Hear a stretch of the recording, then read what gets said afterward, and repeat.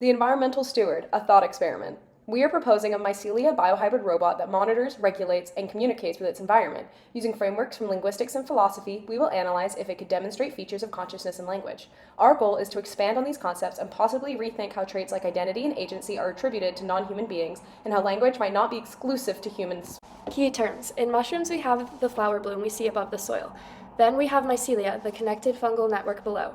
These connect to their own species and others through hyphae, extensions of Mycelia. Biohybrid robots. Robots composed of organic and synthetic materials that function together in order to accomplish a task. Let's introduce our argument. Mycelia are capable of cognitive and logical functions. Mycelia are capable of communication with other species and within their own networks. This communication could be considered similar to human language. A Mycelia biohybrid robot exists and a fungal motherboard exists. Such a robot controlled by a fungal motherboard could exist. Conclusion. This being, the environmental steward, might be considered conscious and capable of language. You might be picturing something like this, but that's not quite it. Let's break it down. The environmental steward has a synthetic plant skeleton with mycelial insides. It is controlled by a fungal motherboard. It is mobile and autonomous, communicating with its environment through external openings. It identifies resources surrounding species may require, allocating and transferring them where necessary. But is this possible? Let's return to our argument. Premises 1. This includes spatial recognition, short-term memory, decision-making, and logic abilities.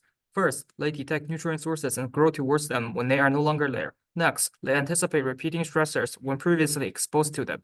Further, they interact with other organisms. And finally, they have capacity for logic functions and distributed computation. Natural, cognitive, and logic abilities in the environmental steward are enhanced by the fungal motherboard.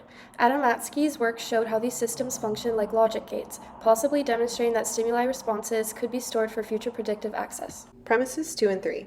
Mycelia connect with surrounding plants, transmitting and receiving nutrients and resources. Adamatsky used electrodes in fungal colonies to measure electrical impulses. Responses to stimuli were recorded and appeared very similar to neuron spiking. Responses mimicked the length of words in human languages. Language could be facilitated in the environmental steward by openings that allow hyphae to grow into the environment. The fungal motherboard's ability to store stimuli responses could form strong associations between these and certain stimuli, functioning similar to semantic meaning. Premises 4 and 5. We regularly reference these concepts, but Cornell University did create 2 Mycelia biohybrid robots earlier this year, and Andrew Adamatsky created a fungal motherboard at his unconventional lab last year. Although these have not yet been combined to form something similar to the environmental steward, it seems plausible that one day they could be. But does it follow that the environmental steward could be conscious and capable of language? We will evaluate this based on 2 frameworks, the sensomotor theory of consciousness and Hockett's design features of language, specifically human features. First, the sensoromotor theory of consciousness. This states that conscious mental states begin in a top-down process. These convey predictions about causes of sensory signals. Prediction errors are continuously minimized, so in conclusion, consciousness arises from top-down processing. The environmental steward may demonstrate top-down processing through its fungal motherboard, where signals could be categorized and stored prior to sensory experience. Predictions of the causes could be accessed to compare against incoming data. Predicted patterns could constantly be compared so as to minimize identification error, thus satisfying this theory. Let's evaluate its language abilities according to Hockett's distinctly human language features. It could display arbitrariness, because groupings of impulses are arbitrarily assigned to responses. Discreteness. As long as tone or volume does not impact the response to a typical signal, this could be satisfied. Productivity. Only about 50 words in the fungal language. Is it possible infinite ideas could be created through various combinations? Duality of patterning. Individual spikes might have their own meaning, while different combinations of patterns could represent more particular or alternative meaning. Cultural transmission. This would require offspring, so it would depend on if the environmental steward were to teach each future steward. Learnability. If this ability could be transmitted through its spores, this could be met. Displacement. If they can communicate with distant neighbors, does this mean that they demonstrate spatial displacement? Most of these require additional research, and although not all are likely observed, we do not believe this implies it is impossible to demonstrate these features with more information. The environmental steward contributes to philosophy, as it may challenge how we view consciousness. The existence of an autonomous, mobile, communicative being could expand our analysis of non-human consciousness. The environmental steward contributes to linguistics, as it might display language. This would be a radical idea, as language has not been attributed to any species aside from humans.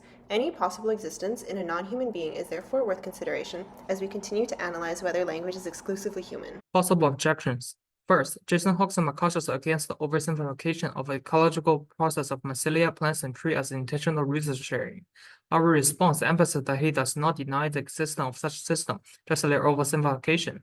We believe this only adds to the overall potential of the idea and leads motivate continuing research. Next, Blatt et al. Contest that electrical impulses are arbitrarily assigned to terminology. We argue Adamatsky's reasoning follows early iterations of identifying languages. If we didn't understand it at first, we might measure electrical outputs or other signals and group them into like categories.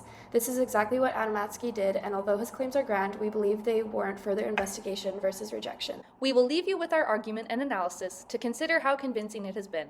Thank you, and we hope you had a fun guy time!